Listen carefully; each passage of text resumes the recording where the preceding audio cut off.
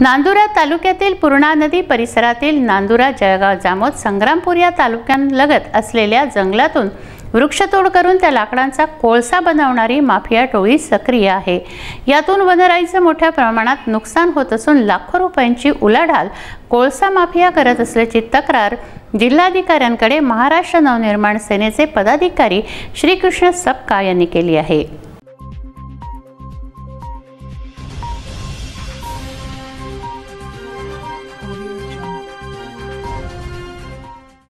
नांदुरा तालुक्यातील पूर्णा नदी परिसरातील नांदुरा, जळगाव, जामोद, संग्रामपूर या तालुक्यालगत असलेल्या जंगलातून वृक्षतोड करून त्या लाकडांचा कोळसा बनविणारी माफिया टोळी सक्रिय असून यातून वनराईचे मोठ्या प्रमाणात नुकसान करून लाखो रुपयांची उलाढाल कोळसा माफिया करीत असल्याची तक्रार जिल्हाधिकारी यांच्याकडे महाराष्ट्र नवनिर्माण सेनेचे पदाधिकारी श्रीकृष्ण सपकाळ यांनी केली आहे।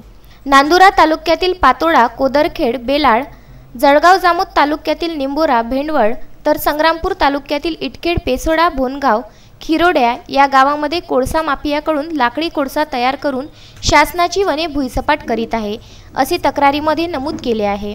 या माफियांवर तात्काळ कारवाई करण्याची मागणी श्रीकृष्ण सपकाळ यांनी केली आहे। नांदुरा तालुक्यामध्ये बेलाळ, खरकुंडी, पातोंडा, कोदरखेड या भागात वनवृक्षतोड अवैध कोळसा माफियामार्फत सुरू आहे।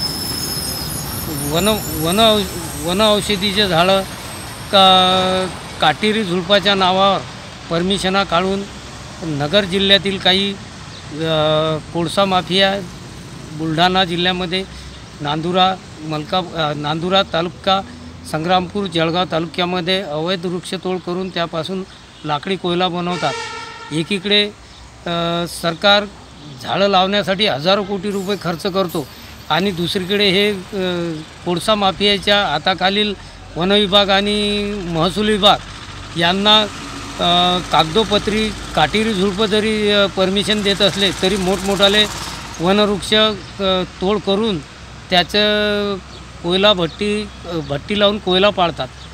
आता त्या कोयला पाळत असल्यामुळे तिथं जे भट्टी लावल्या जाते त्याच्यामुळे प्रदूषण होतं।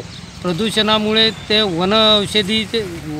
वनवृक्ष झाड केल्यामुळे तिथं जे पशुपक्षी, जंगली प्राणी, पाळीव प्राणी, हरिण, मोर या पशुपक्ष्यांना त्रास होऊन काही मरण पावतात।